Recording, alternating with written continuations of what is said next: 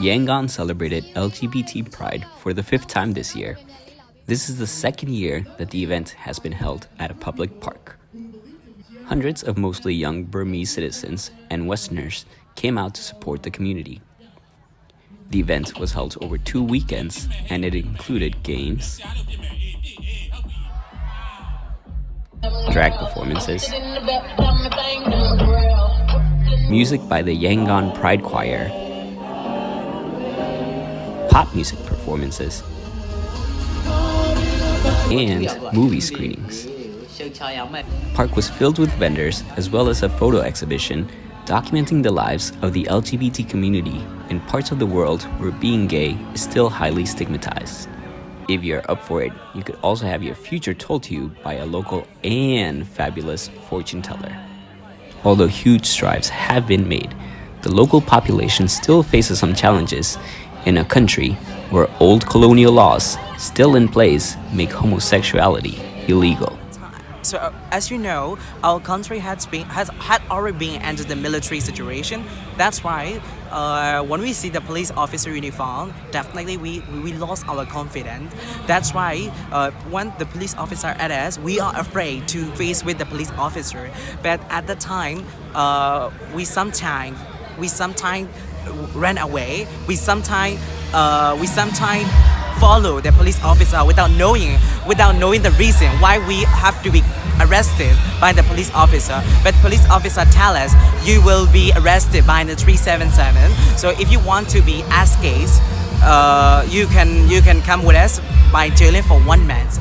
Well, what can you tell me about the LGBT community here in Myanmar? Yeah, they are trying to get equal rights like the other citizens. The LGBT here are discriminated and violence, so especially transgender men and women. Yeah. So what kind of violence do transgendered men and women face? Sexually, different kinds of violence, sexually or physically and mentally. Yeah. Organizers are hopeful though. They have seen Pride grow immensely from its humble beginnings. How have you seen Myanmar change in terms of the LGBT community?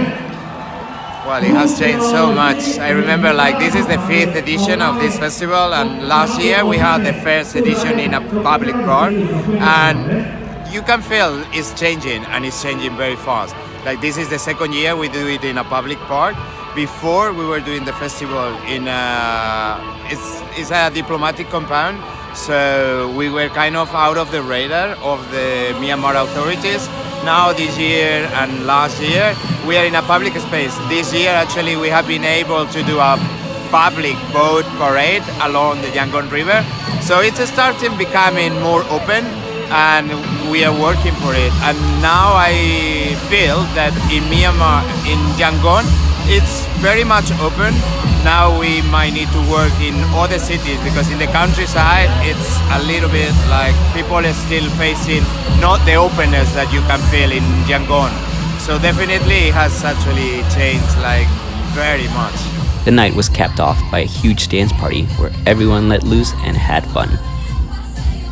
Although the Myanmar government definitely still has some major human rights violation issues, not just with the LGBT community, its citizens are ready for change and are bravely pushing forward an equal rights agenda.